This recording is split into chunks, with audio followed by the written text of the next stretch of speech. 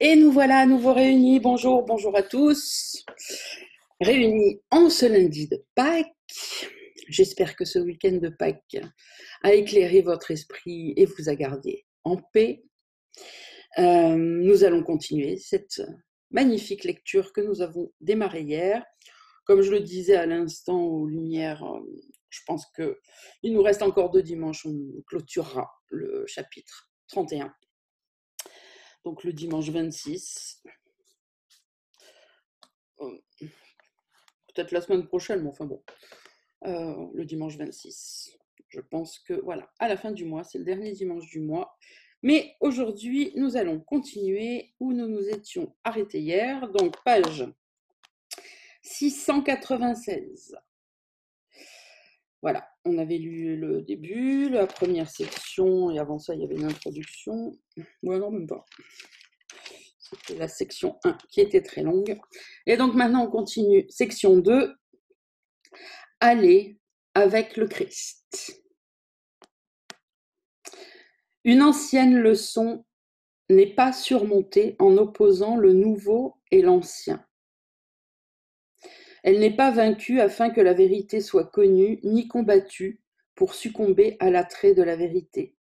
Il n'y a pas de batailles qui doivent être préparées, pas de temps à y consacrer, pas de plan qui ait besoin d'être dressé pour amener le nouveau.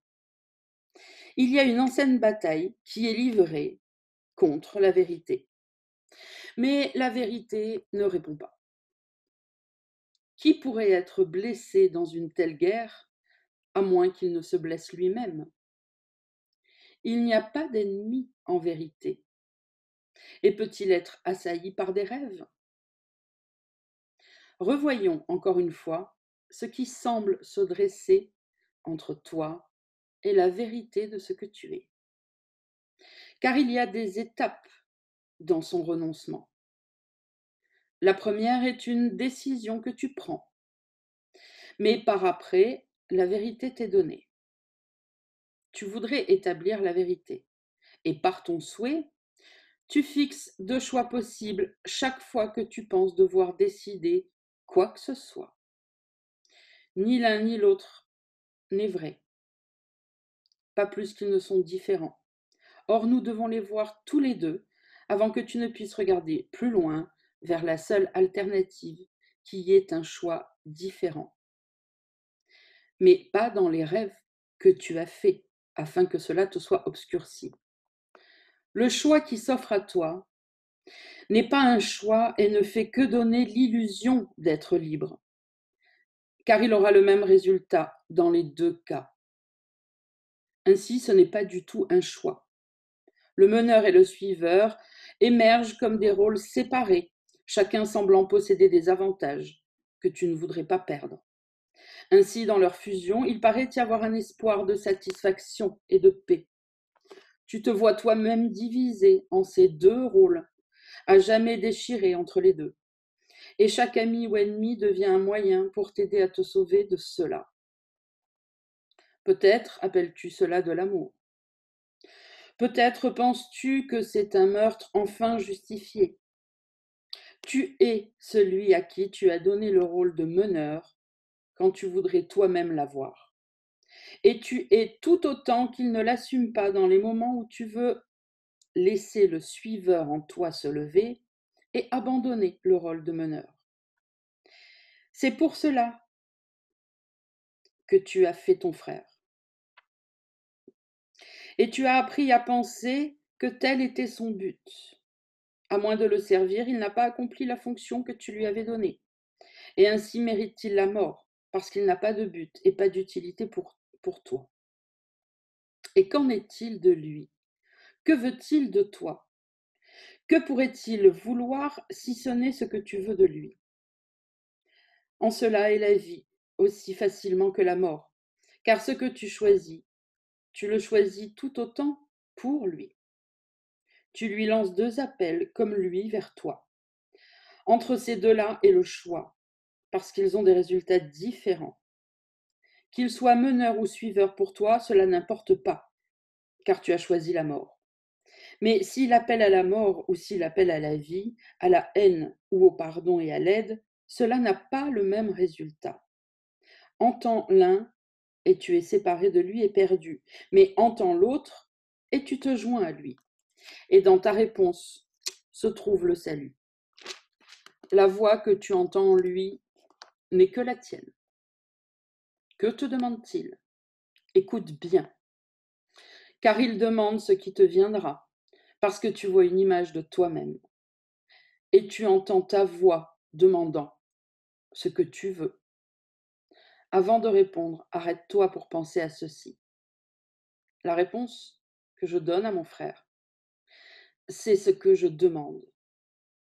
Et ce que j'apprends de lui, c'est ce que j'apprends sur moi-même.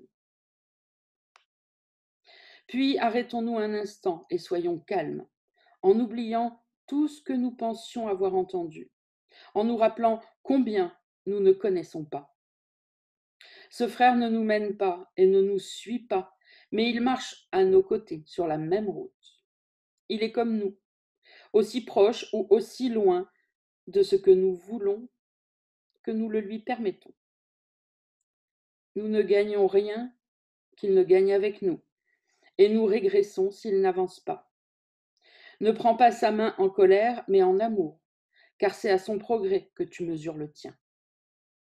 Et nous allons séparément sur le chemin, à moins que tu ne le gardes en sécurité à tes côtés. Parce qu'il est ton égal en l'amour de Dieu, tu seras sauvé de toutes les apparences et tu répondras au Christ qui t'appelle.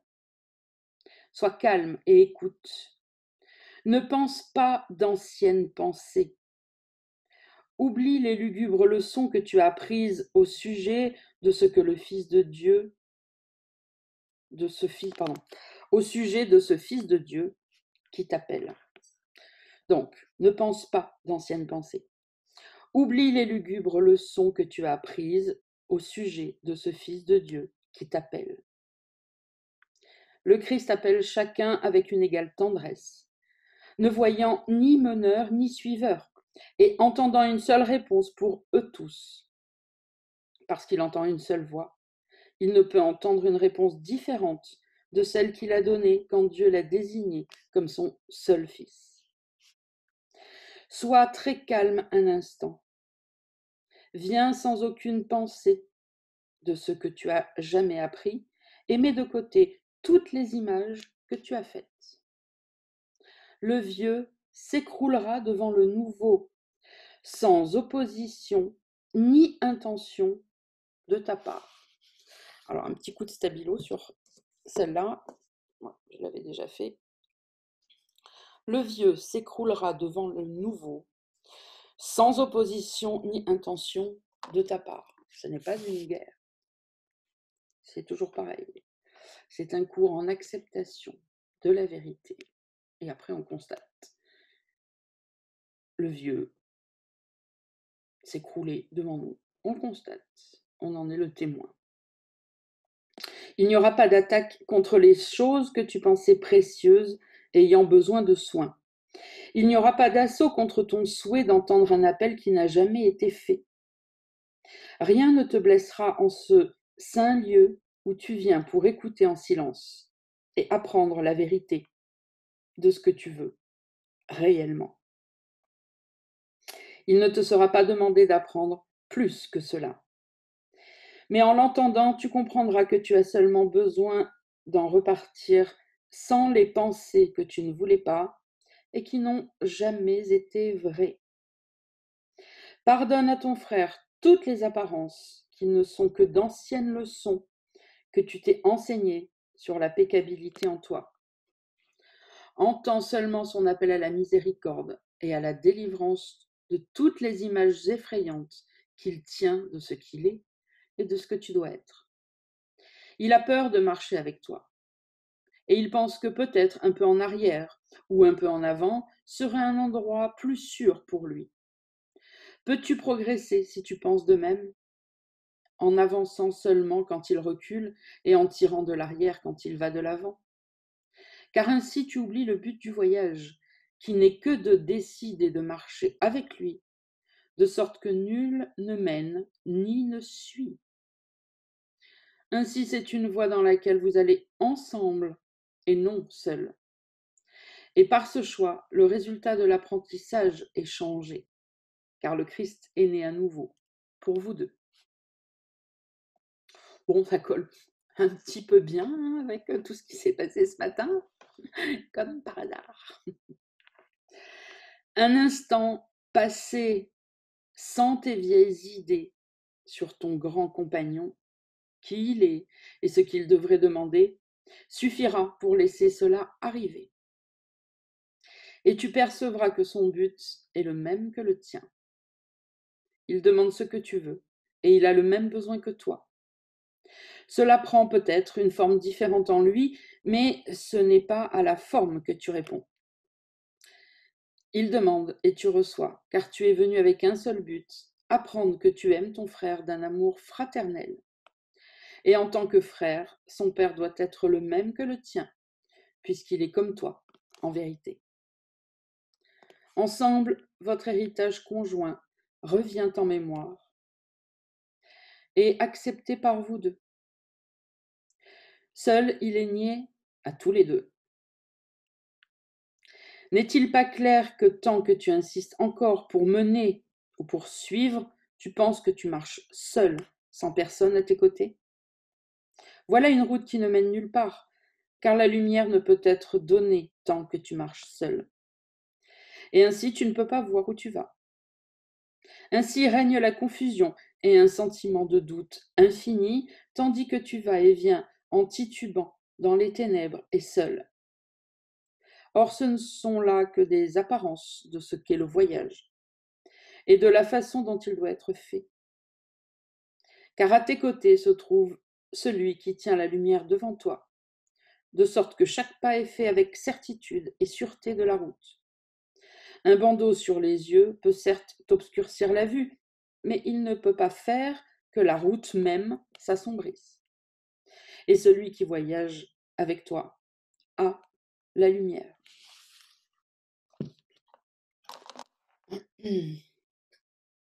Alors, il faut comprendre dans tout ce chapitre, encore une fois, enfin cette section plutôt, que vous pouvez relire tranquillement en demandant au Saint-Esprit les compréhensions que vous êtes prêts à recevoir, qu'on répond toujours à la lumière.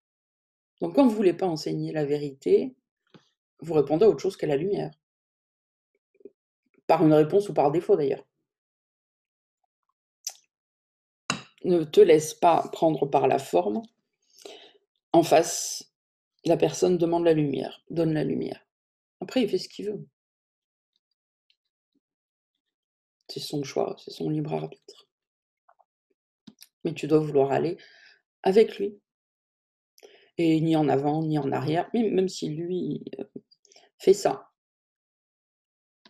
Il faut vouloir témoigner de la vérité, de l'égalité, point. Et surtout ne pas s'attacher au résultat, puisque si on veut s'attacher au résultat, c'est pour porter un jugement. Sur moi, sur lui, sur la situation, sur le Saint-Esprit même, je transmets ce que j'ai à transmettre, ce que j'ai appris. Je donne ce que le Saint-Esprit m'a donné, point. Et en face, chacun en fait ce qu'il en veut. Et je n'essaye pas de m'adapter en fonction de la forme.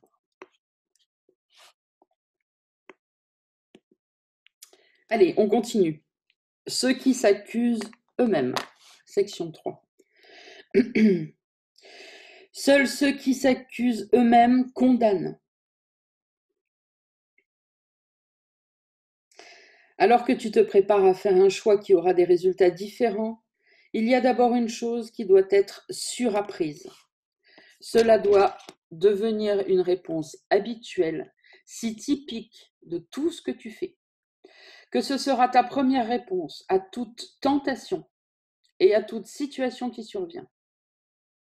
Apprends ceci et apprends-le bien, car c'est ici que le retard du bonheur est réduit d'un laps de temps dont tu ne peux pas te rendre compte. Tu ne hais jamais ton frère pour ses péchés, mais seulement pour les tiens. Cette phrase aussi est stabilotée, vous l'avez déjà entendue, on l'a déjà citée. Souvenez-vous-en un peu plus. Tu ne hais jamais ton frère pour ses péchés, mais seulement pour les tiens. Quelque forme que ces péchés paraissent prendre, elle ne fait qu'obscurcir la forme, le fait que tu crois qu'ils sont les tiens et qu'ils méritent donc une juste attaque. Pourquoi ces péchés devraient-ils être des péchés si tu ne croyais pas qu'ils ne pourraient pas être pardonnés en toi? Pourquoi seraient-ils réels en lui si tu ne croyais pas qu'ils sont ta réalité? Et pourquoi les attaques-tu partout si ce n'est que tu te hais toi-même? Es-tu, toi, un péché? Tu réponds oui, chaque fois que tu attaques, car en attaquant, tu affirmes que tu es coupable et dois donner ce que tu mérites. Et que peux-tu mériter sinon ce que tu es? Si tu ne croyais pas que tu mérites l'attaque, jamais il ne te viendrait à l'esprit de donner l'attaque à qui que ce soit. Pourquoi le ferais-tu? Qui gagnerais-tu? Que pourrait-il en résulter que tu voudrais? Et comment le meurtre pourrait-il t'apporter un bénéfice? Les péchés sont dans les corps. Ils ne sont pas perçus dans les esprits. Ils ne sont pas vus comme des buts, mais comme des actes. Les corps agissent, les esprits non. Par conséquent, le corps doit être en faute pour ce qu'il fait. Il n'est pas vu comme une chose passive qui obéit à tes commandements et ne fait rien du tout de lui-même. Si tu es péché, tu es un corps, car l'esprit n'agit point. Et le but doit être dans le corps et non dans l'esprit. Le corps doit agir par lui-même et se motiver lui-même. Si tu es un péché, tu enfermes l'esprit au-dedans du corps et tu donnes son but à sa prison qui agit à sa place. Un geôlier ne suit pas les ordres, mais il les fait respecter par le prisonnier.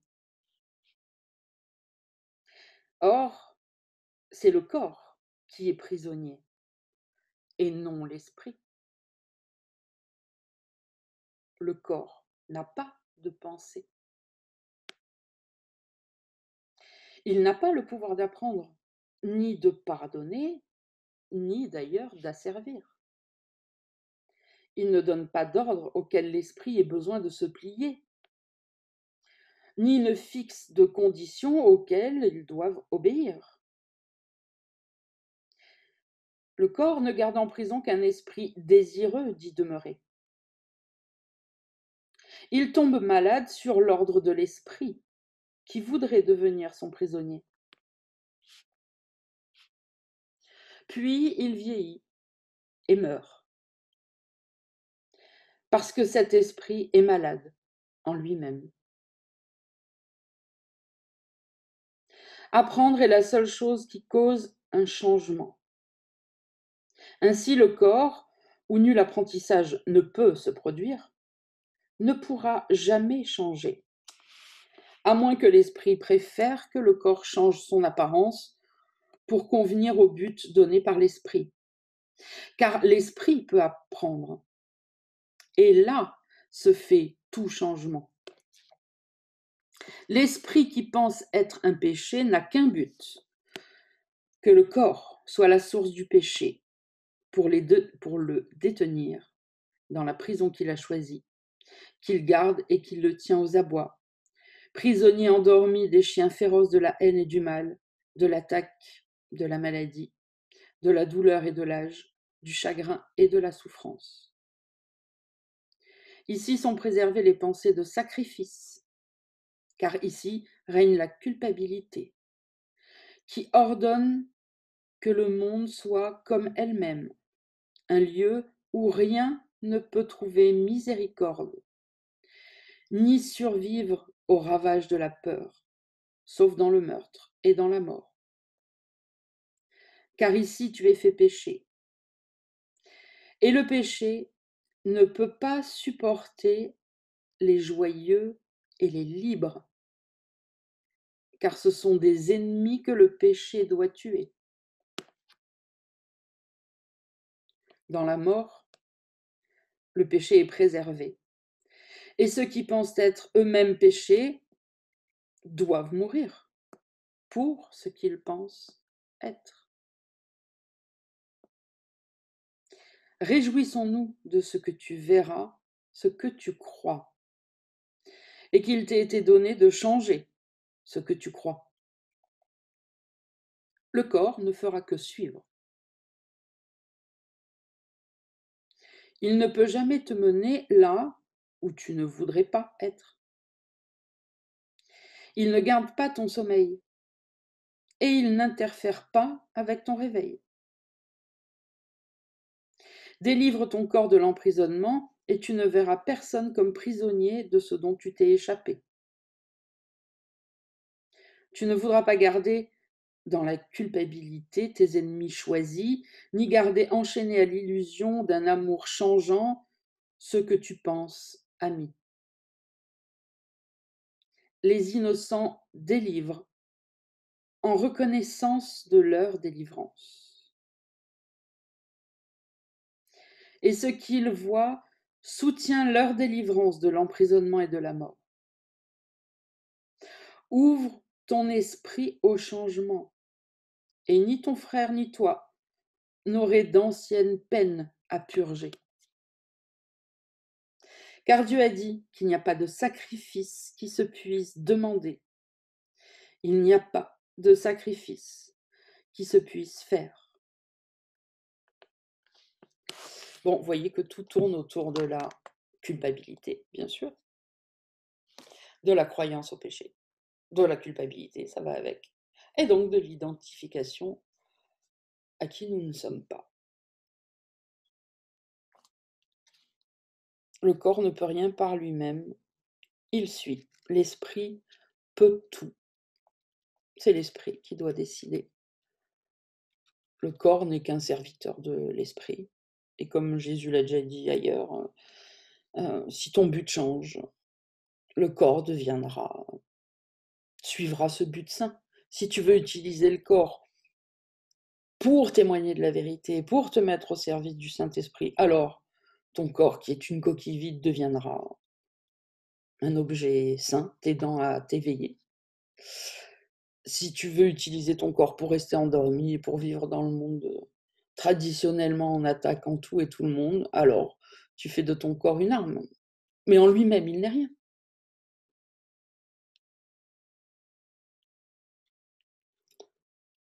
Les choses sont ce qu'on met dedans. Tout est coquille vide. Le monde est une coquille vide. Toutes les illusions ne sont rien. Elles sont des coquilles vides. Elles deviennent ce qu'on décide qu'elles sont, ou ce qu'on décide, ce à quoi elles doivent servir. Décide-toi pour la vérité, et tout deviendra un outil au service du Saint-Esprit. Et c'est pour ça qu'il n'y a aucun jugement à porter dessus. Parce que finalement, c'est toujours nous qu'on juge. Si on regarde le corps faisant des mauvaises actions et qu'on juge le corps, tout simplement parce qu'on a oublié que c'est nous qui avons demandé au corps de faire ces mauvaises actions. Donc c'est nous qu'on juge.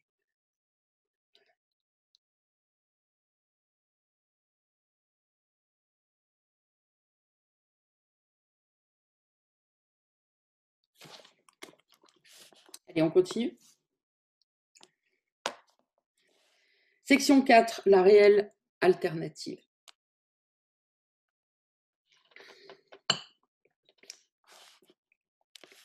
Oh, merveilleux. Il y a une tendance à penser que le monde peut offrir consolation et évasion des problèmes même qu'il a pour but de garder en place, j'ai envie de dire. Allez, un coup de stabilo sur celle-là. Il y a une tendance à penser que le monde peut offrir consolation et évasion des problèmes mêmes qu'il a pour but de garder bien en place. Pourquoi le ferait-il? Parce que c'est un lieu où le choix parmi des illusions semble être le seul choix. D'ailleurs, c'est l'interprétation que fait l'ego du libre arbitre. L'ego nous dit que le libre arbitre, c'est le choix entre les illusions. On a le choix de décider quoi faire dans le monde, avec qui on va le faire. Enfin bref, on a le choix de savoir si on va travailler, si on va pas travailler, si on se marie pas, quelle robe on va acheter, quelle couleur. Enfin bref, l'ego nous dit que le libre arbitre, c'est choisir entre des illusions. Pour bien nous cacher que là, comme il nous l'a dit précédemment Jésus, il n'y a aucun choix. Choisir entre quelque chose de bien ou de mal, de bon ou de mauvais, c'est pas faire un choix, puisque les deux apporteront au même résultat. Hein, c'est ce qu'on vient de lire. Donc l'ego nous dit ça, tout simplement comme d'habitude, un mensonge pour qu'on ne puisse pas découvrir la vérité. Donc le libre arbitre n'est pas du tout de choisir entre des illusions, le libre arbitre c'est de choisir entre une illusion et la vérité.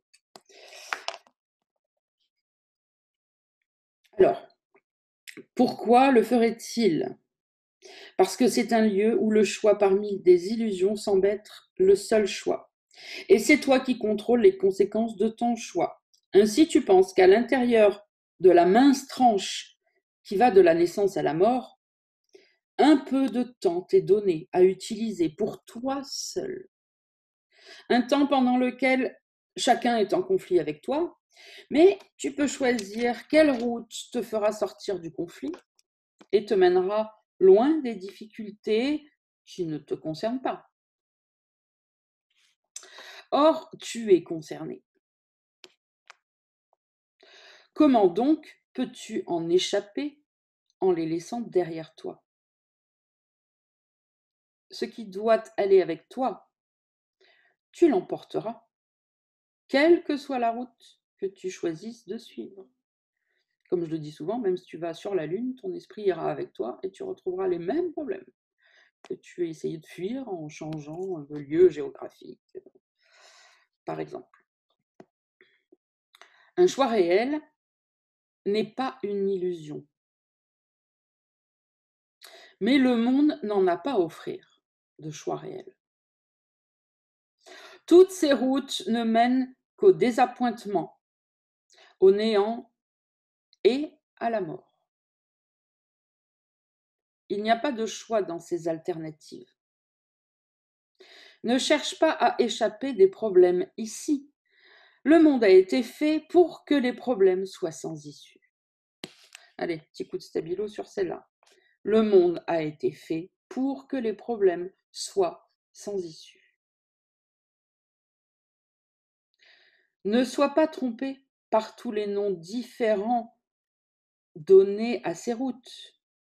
Elles ont une seule fin. Et chacune n'est que le moyen de gagner cette fin, car c'est ici que toutes ces routes mèneront, si différentes qu'elles paraissent être au départ, si différentes qu'elles paraissent être en chemin. Leur fin est certaine, car il n'y a pas de choix parmi elles. Elles mènent toutes à la mort. Sur certaines routes, tu voyages gaiement pendant un moment, avant que n'entre la désolation. Sur d'autres routes, les épines se font sentir immédiatement. Le choix n'est pas quelle sera la fin, mais quand viendra-t-elle? Il n'y a pas de choix là où chaque fin est certaine. Peut-être préférerais-tu les essayer toutes, les routes, avant d'apprendre réellement qu'elles ne font qu'un. Les routes que ce monde peut offrir semblent être en très grand nombre. Mais le temps doit venir où chacun commence à voir combien elles se ressemblent les unes les autres. Les hommes sont morts en voyant cela, parce qu'ils ne voyaient pas d'autre voie que les chemins que le monde offrait. Et en apprenant qu'ils ne menaient nulle part, ils ont perdu espoir. C'est pourtant le moment où ils auraient pu apprendre leur plus grande leçon. Tous doivent atteindre ce point, puis aller au-delà. Il est certes vrai qu'il n'y a pas du tout de choix en ce monde, mais ce n'est pas la leçon en soi. La leçon a un but, et par là tu en viens à comprendre à quoi elle sert. Ça, c'est un truc primordial à comprendre, parce qu'il est vrai que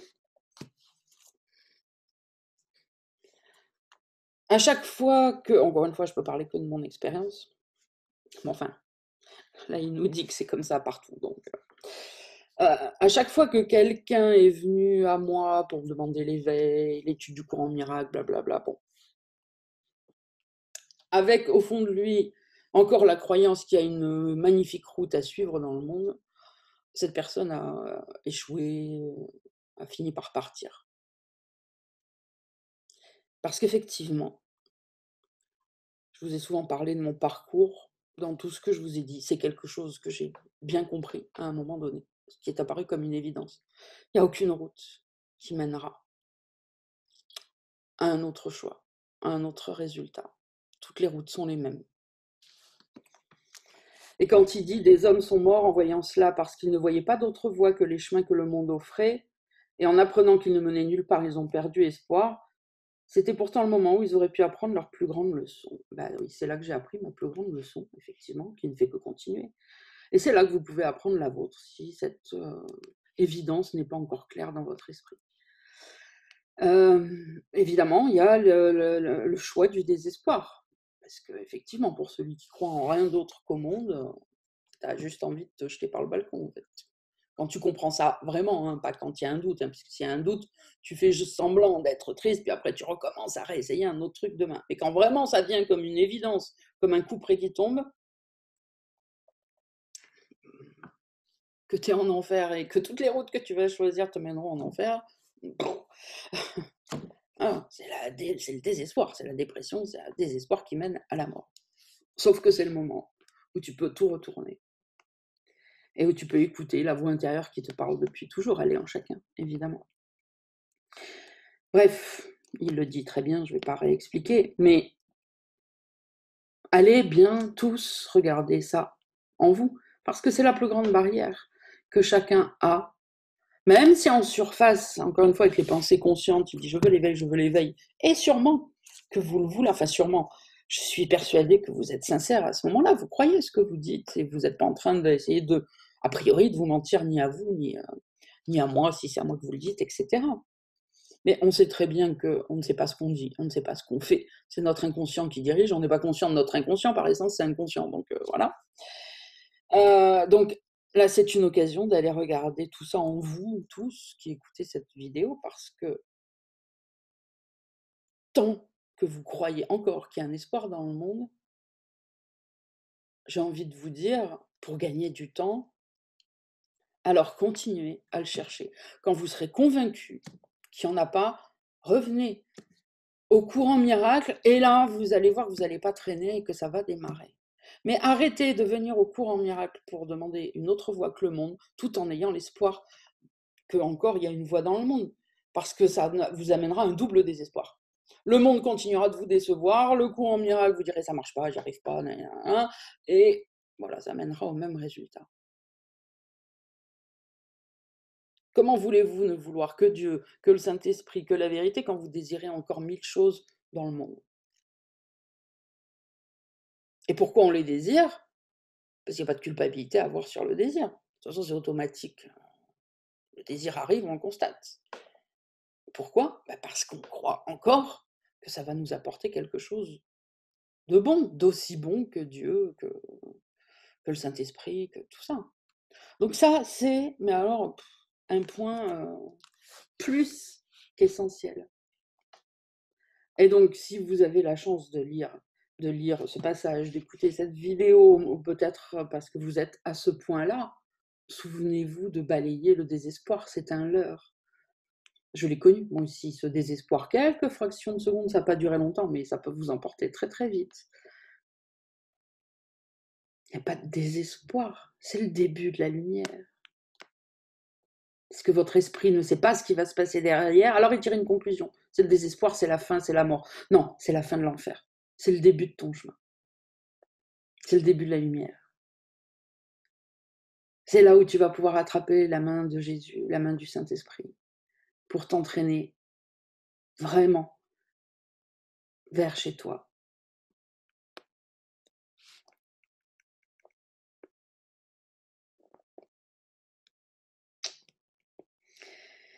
On continue. On va continuer de nous expliquer tout ça.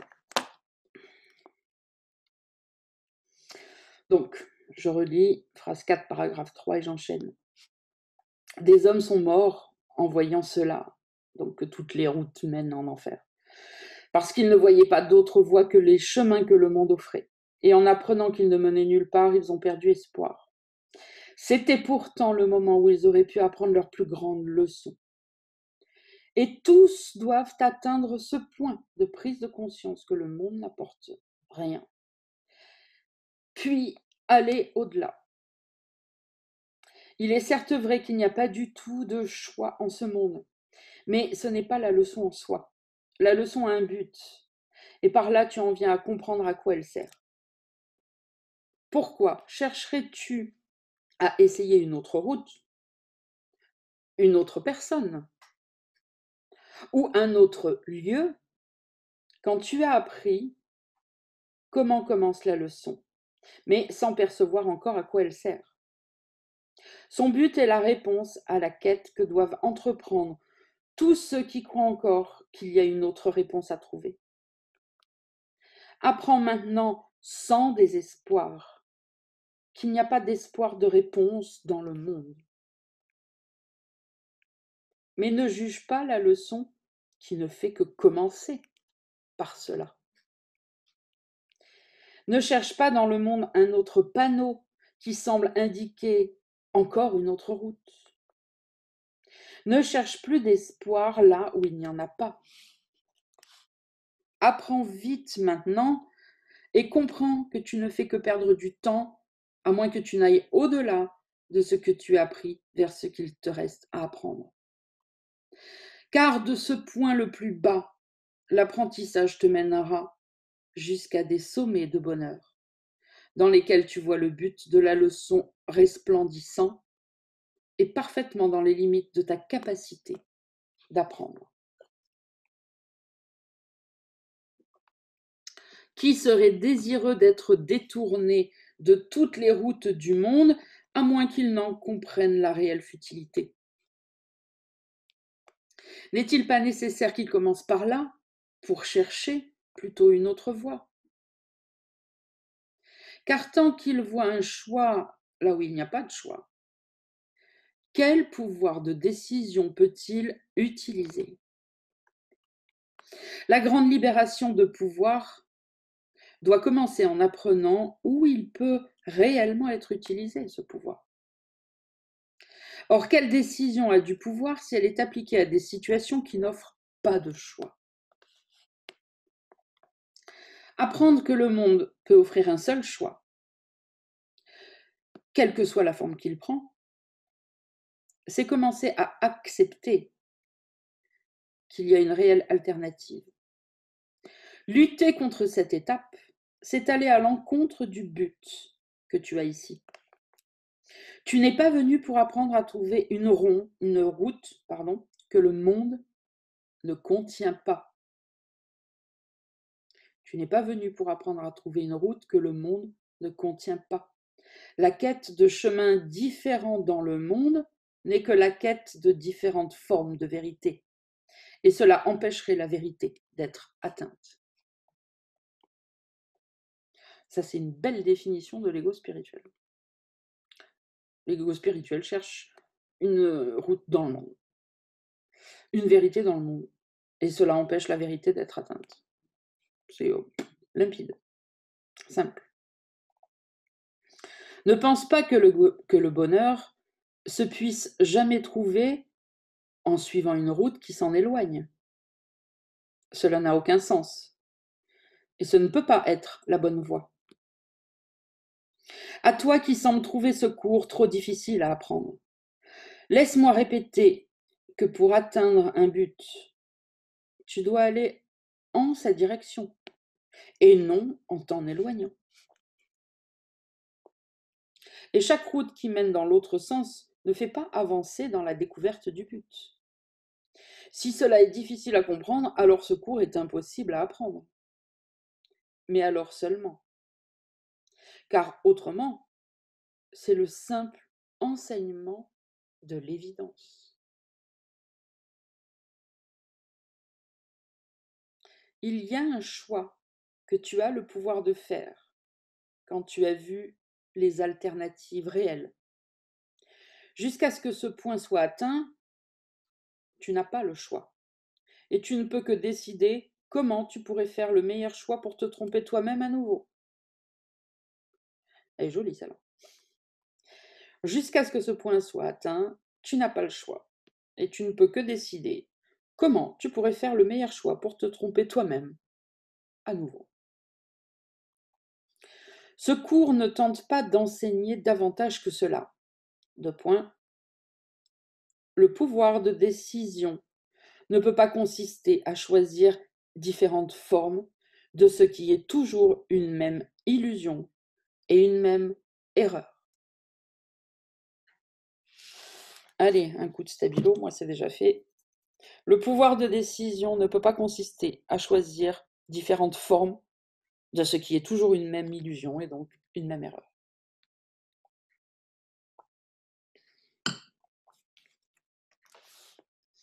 Tous les choix du monde dépendent de ceci. Tu choisis entre ton frère et toi, et tu gagneras autant qu'il perdra. Et ce que tu perds est ce qui lui est donné. Voilà, évidemment, ce qui se passe dans le monde. Okay ? Tous les choix du monde dépendent de ceci. Tu choisis entre ton frère et toi, et tu gagneras autant qu'il perdra. Et ce que tu perds est ce qui lui est donné. Donc, c'est l'inverse de donner pour recevoir. Okay ? Là, c'est donner pour perdre. Donc, je vais essayer de donner le moins possible et prendre le plus possible. Et puis, d'abord, je vais penser à moi et pas à lui. Okay ? C'est chacun pour soi, œil pour œil, dent pour dent. Et après, moi, le vélu, genre, oh, moi. Je tourne autour de moi. Comme cela est entièrement opposé à la vérité, alors que tout le but de la leçon est d'enseigner que ce que ton frère perd, tu l'as perdu, et que ce qu'il gagne est ce qu'il t'est donné. Tu n'as pas quitté ses pensées, mais tu as oublié sa présence et tu ne t'es pas souvenu de son amour. Il n'y a pas de chemin dans le monde qui puisse mener à lui. Donc là, avec les majuscules, on parle bien de Dieu. Hein. D'ailleurs, je vais le relire comme ça. Dieu, le Saint-Esprit, parce que c'est pareil. Hein. Tu n'as pas quitté les pensées de Dieu, mais tu as oublié la présence de Dieu.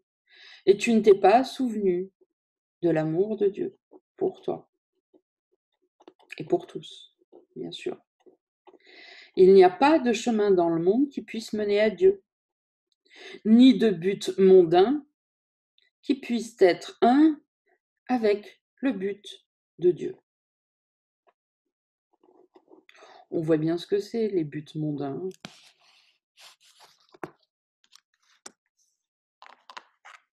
Aller, même manger en famille, hein.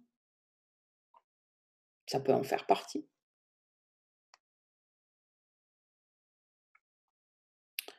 Faire bonne figure, s'occuper du monde, etc., etc.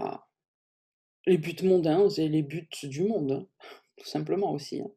C'est pas juste le truc qu'on imagine, sortir dans les bars en soirée avec des gens qu'on connaît pas, parce que c'est l'image qui vient un peu quand on emploie ce mot. Non, les buts du monde, quoi, s'occuper du monde, hein, tout simplement.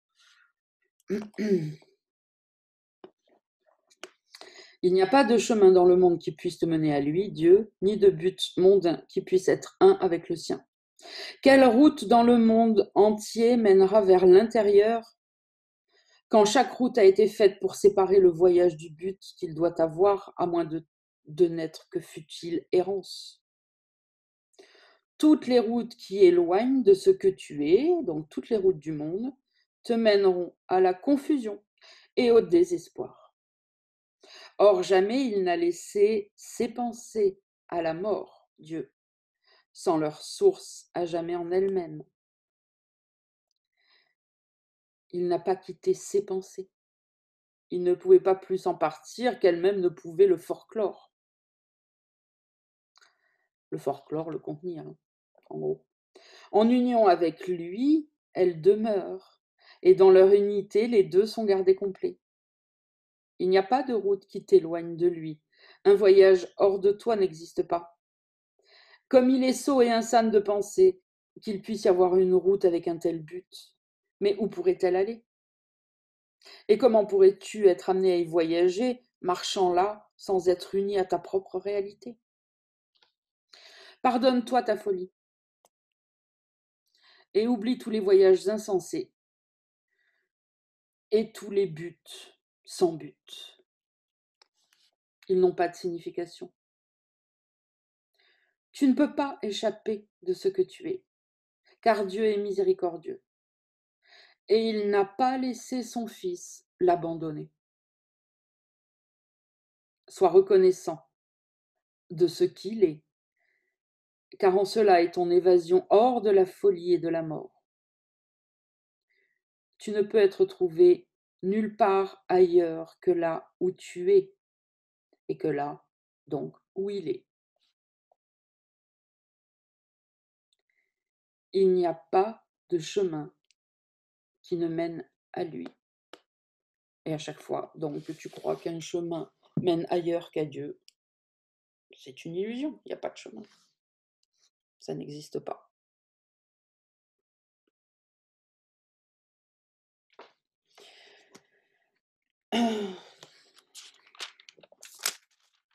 Bon, ça me paraît assez clair. Hein. On continue encore un peu. Allez, section 5. Concept de soi, avec un petit s, versus soi, avec un grand S. L'apprentissage du monde est bâti sur un concept de soi ajusté à la réalité du monde. Il lui va bien, car c'est une image qui convient à un monde d'ombre et d'illusion. Il est ici chez lui, où ce qu'il voit ne fait qu'un avec lui. C'est à la construction d'un concept de soi que sert l'apprentissage du monde. Tel est son but, que tu viennes sans un soi et que tu en fasses un au fur et à mesure. Et au moment où tu atteins la maturité, tu l'as perfectionné pour traiter le monde d'égal à égal en accord avec ses exigences. Bon, là, c'est tout le paragraphe qu'on peut mettre, on peut faire une petite accolade.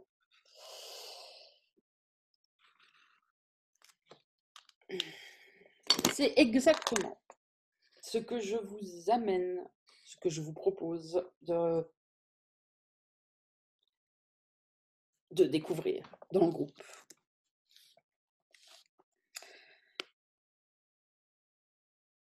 Et auquel tout le monde résiste tellement.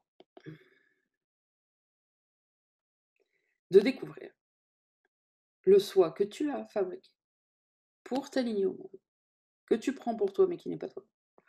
Alors évidemment, plus on avance en âge, plus soit il s'est renforcé, soit on a changé d'avis, puis il y en a un autre par-dessus un autre, par-dessus un autre, par-dessus un autre, par-dessus un autre, par-dessus un autre. Et tout ça est formaté.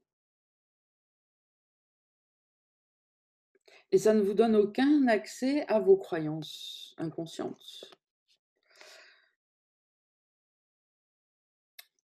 Essayez de faire preuve de naturel, de spontanéité et d'honnêteté, ça va ensemble. Enfin bon, des fois, quand on n'arrive pas à prendre le chemin de l'honnêteté, surtout au début, on prend la spontanéité, le naturel, comme quand on était enfant avant de commencer à à créer son propre personnage en fonction des situations, de la vie qu'on a vécue, de l'éducation qu'on a reçue. Donc évidemment, ça varie pour beaucoup de gens, hein, suivant là où on est né, dans quel déjà avec quels parents, avec quelle éducation, dans quelle partie du globe, enfin voilà.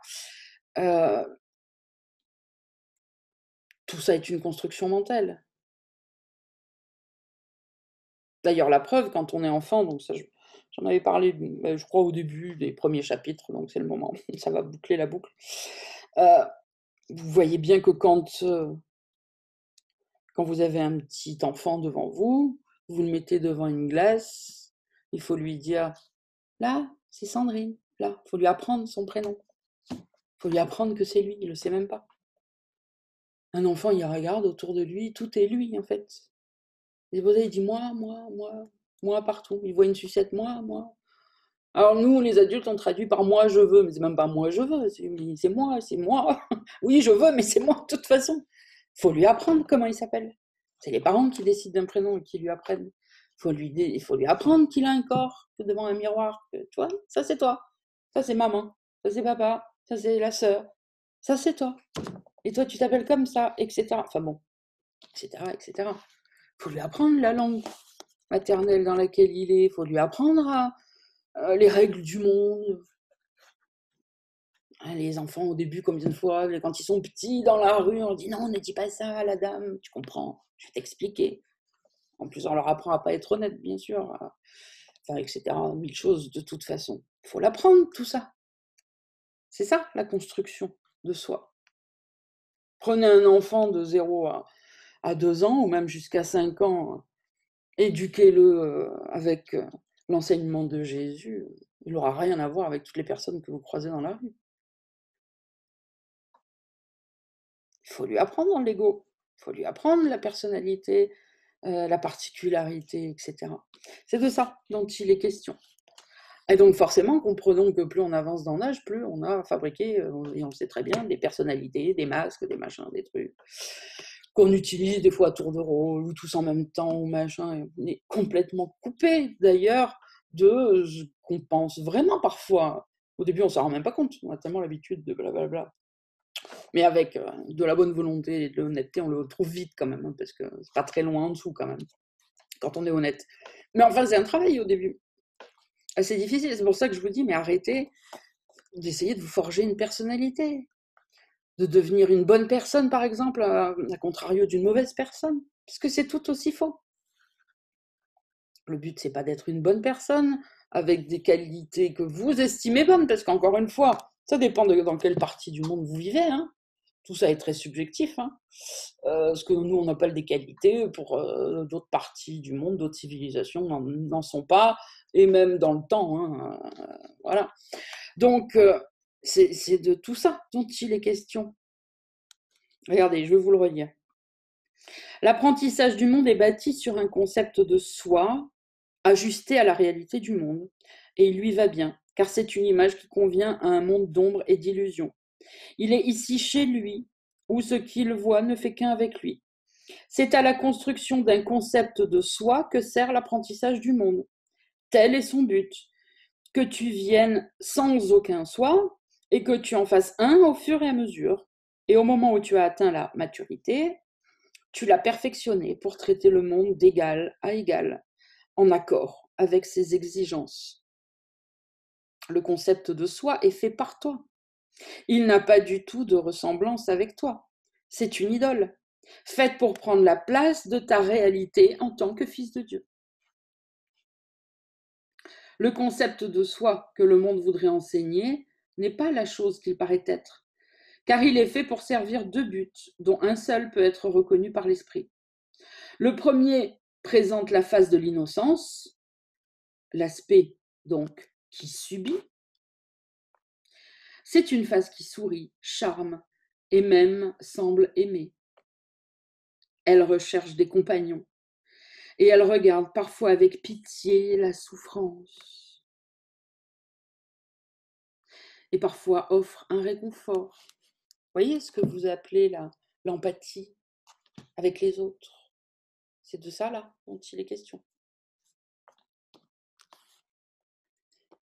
Vous ne faites que vous joindre à l'ego quand vous êtes en empathie avec l'ego. Donc, je reprends et j'enchaîne. Le concept de soi que le monde voudrait enseigner n'est pas la chose qu'il paraît être, car il est fait pour servir deux buts, dont un seul peut être reconnu par l'esprit. Le premier présente la phase de l'innocence. La phase de l'innocence, c'est l'aspect qui subit, qui va devenir la victime. Okay, c'est cette face qui sourit, charme et semble même aimer. Elle recherche des compagnons et elle regarde parfois avec pitié la souffrance et parfois offre un réconfort. Elle croit qu'elle est bonne dans un monde mauvais.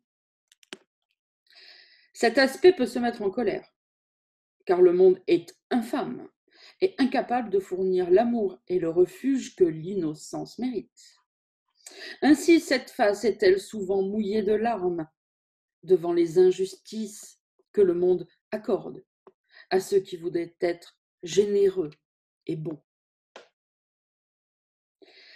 Cet aspect n'attaque jamais en premier, mais chaque jour, 100 petites choses lancent de petits assauts contre son innocence, le provoquant jusqu'à l'irritation et enfin jusqu'à l'insulte et l'injure ouverte. La phase de l'innocence, que porte si fièrement le concept de soi, peut tolérer l'attaque en légitime défense, car ce n'est pas un fait bien connu que le monde traite rudement l'innocence sans défense. Nul ne fait une image de lui-même sans y mettre cette face, car il en a besoin. L'autre côté, il ne veut pas le voir. C'est pourtant là que l'apprentissage du monde a ses visées, car c'est là qu'est établie la réalité du monde, pour veiller à ce que l'idole dure. Sous la phase de l'innocence, il y a une leçon que le concept de soi a été fait pour enseigner. C'est la leçon d'un terrible déplacement et d'une peur si dévastatrice que la face qui sourit au-dessus doit à jamais détourner son regard de crainte de percevoir la traîtrise qu'elle cache. La leçon enseigne ceci. Je suis la chose que tu as faite de moi, et quand tu me regardes, tu es condamné à cause de ce que je suis. À ce concept de soi, le monde réagit avec un sourire d'approbation, car il garantit que les chemins du monde sont bien gardés et que ceux qui les parcourent ne s'échapperont point.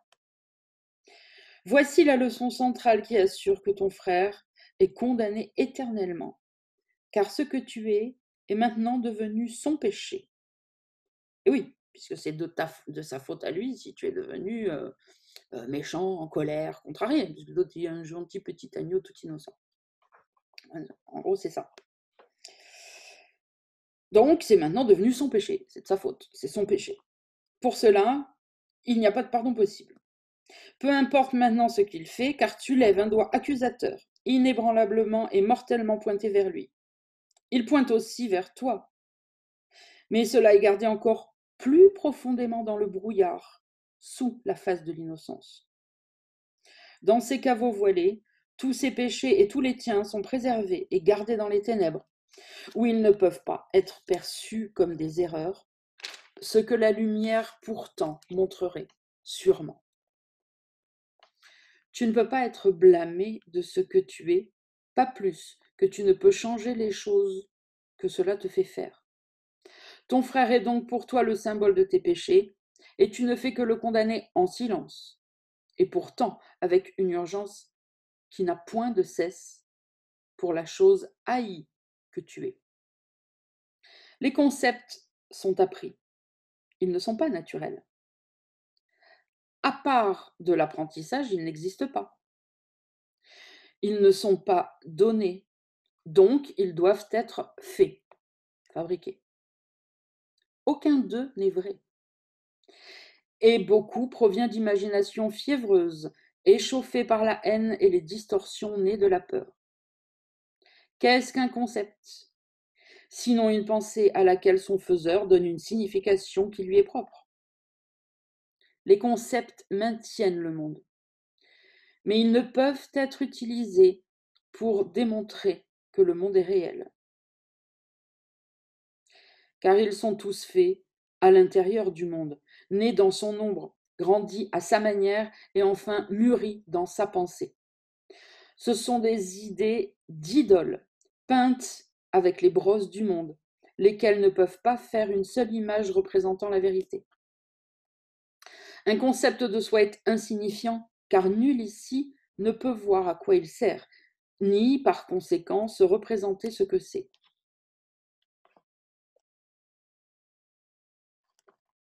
Or, tout l'apprentissage que le monde dirige commence et finit dans le seul but de t'enseigner ce concept de toi-même, afin que tu choisisses de suivre les lois de ce monde, et jamais ne cherche à aller au-delà de ces routes, ni ne te rende compte de la façon dont tu te vois toi-même. Maintenant, le Saint-Esprit doit trouver une façon de t'aider à voir que ce concept de soi doit être défait, si quelque paix d'esprit doit être donnée. Il ne peut pas non plus être désappris, sauf par des leçons visant à enseigner que tu as quelque chose, que tu es quelque chose d'autre. Car autrement, il te serait demandé d'échanger ce que tu crois maintenant contre une perte totale de soi et une plus grande terreur surgirait de toi. C'est pourquoi les plans de leçons du Saint-Esprit sont structurés en étapes faciles, de sorte que même s'il y a parfois un certain malaise ou quelque détresse, il n'y a pas de bris de ce qui a été appris, mais une simple retraduction de ce qui semble en faire la preuve. Retraduction, nouvelle interprétation. Considérons donc ce qu'il y a comme preuve que tu es ce que ton frère a fait de toi. Car bien que tu ne perçoives pas encore que c'est ce que tu penses, tu as sûrement appris jusqu'ici que tu te conduis comme si ce l'était. Réagit-il pour toi?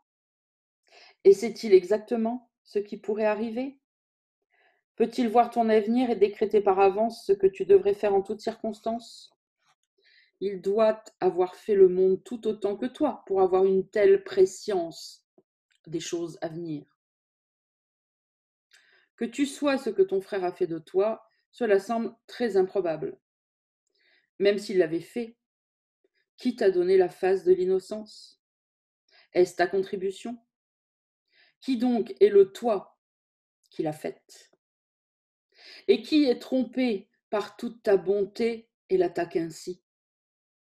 Oublions la sottise du concept et ne pensons qu'à ceci. Il y a deux parties à ce que tu penses être. Si l'une était générée par ton frère, qui était là pour faire l'autre? Et à qui quelque chose doit-il être caché? Si le monde est mauvais, il reste qu'il n'est pas besoin de cacher ce dont tu es fait. Qui est là pour le voir? Et qu'est-ce, sinon ce qui est attaqué, qui pourrait avoir besoin de défense? Peut-être que la raison pour laquelle ce concept doit être gardé dans les ténèbres, c'est que, à la lumière, celui qui ne le penserait pas vrai, c'est toi. Et qu'arriverait-il au monde que tu vois si toutes ces fondations étaient enlevées? Ton concept du monde dépend de ce concept de soi. Et les deux disparaîtraient si jamais l'un ou l'autre était mis en doute. Le Saint-Esprit ne cherche pas à jeter la panique en toi. Ainsi demande-t-il simplement s'il est possible de soulever juste une petite question. Il y a des alternatives quant à la chose que tu dois être. Tu pourrais par exemple être la chose que tu as choisie que soit ton frère. Cela déplace le concept de soi de ce qui était entièrement passif en faisant au moins une place pour un choix actif et l'admission dans une certaine mesure qu'il doit y avoir eu interaction.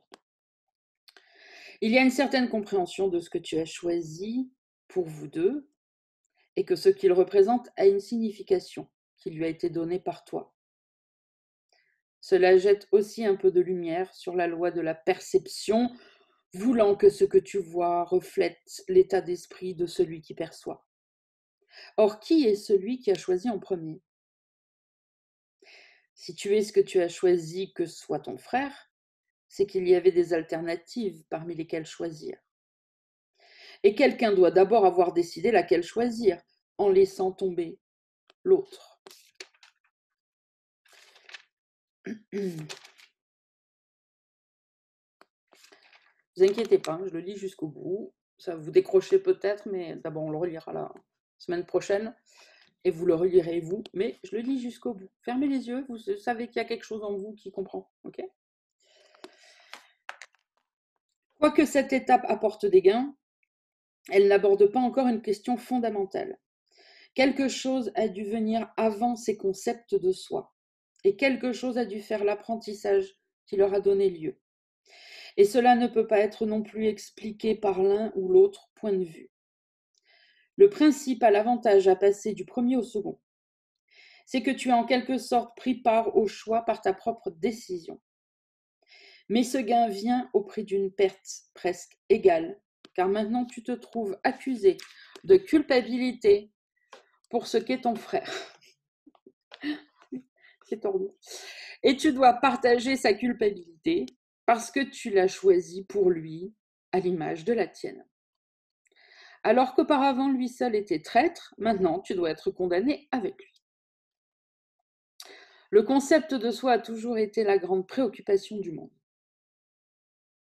Et chacun croit qu'il doit trouver la réponse à l'énigme de lui-même. Le salut peut être vu comme rien de plus que l'évasion hors des concepts. Il ne se soucie pas du contenu de l'esprit, mais de la simple affirmation qu'il pense. Et ce qui peut penser a le choix, et on peut lui montrer que des pensées différentes ont des conséquences différentes. Ainsi, il peut apprendre que tout ce qu'il pense reflète la profonde confusion qu'il ressent quant à savoir comment il a été fait et ce qu'il est. Et le concept de soi paraît vaguement répondre à ce qu'il ne connaît pas. Ne cherche pas ton soi, cette fois avec un grand S, dans les symboles. Il ne peut y avoir de concept qui puisse représenter ce que tu es. Qu'importe le concept que tu acceptes, tant que tu perçois un soi petit qui interagit avec le mal et réagit à des choses infâmes, ton concept de toi-même restera encore tout à fait insignifiant. Et tu ne percevras pas que tu ne peux interagir qu'avec toi-même. Voir un monde coupable n'est que le signe que ton apprentissage a été guidé par le monde et que tu le vois comme tu te vois toi-même. Le concept de soi embrasse tout ce que tu regardes et rien n'est en dehors de cette perception. Si tu peux être blessé par quoi que ce soit, tu vois une image de tes souhaits secrets, rien de plus. Et dans ta souffrance, quelle qu'elle soit, tu vois ton désir dissimulé de tuer. Tu feras de nombreux concepts de soi tout au long de ton apprentissage. Chacun montrera les changements dans tes propres relations, au fur et à mesure que ta perception de toi-même sera changée. Il y aura une certaine confusion chaque fois qu'il y a un changement, mais sois reconnaissant de ce que l'apprentissage du monde relâche sa prise sur ton esprit. Garde confiance et sois sûr et heureux qu'il finira par disparaître et laissera ton esprit en paix. Le rôle de l'accusateur apparaîtra à de nombreux endroits et sous de nombreuses formes, et chacune semblera t'accuser. Or, ne crains pas qu'elle ne soit pas défaite. Le monde ne peut pas enseigner d'images de toi à moins que tu ne veuilles les apprendre. Le temps viendra où toutes les images seront passées et où tu verras que tu ne connais pas ce que tu es. C'est à cet esprit décelé et ouvert que la vérité retourne, sans être entravée ni liée. Là où les concepts de soi ont été mis de côté, la vérité est révélée exactement telle qu'elle est. Quand chaque concept a été mis en doute et en question, est reconnu comme n'étant fondé sur aucune hypothèse qui tiendrait à la lumière, alors la vérité est laissée libre d'entrer en son sanctuaire, propre et libre de culpabilité. Il n'est pas dénoncé que le monde ait plus peur d'entendre que celui-ci, de point. Je ne connais pas la chose que je suis. Et je ne sais donc pas ce que je fais, où je suis, comment regarder le monde, ni comment me regarder moi-même. Or, dans cette leçon, naît le salut. Et ce que tu es te parlera de soi-même.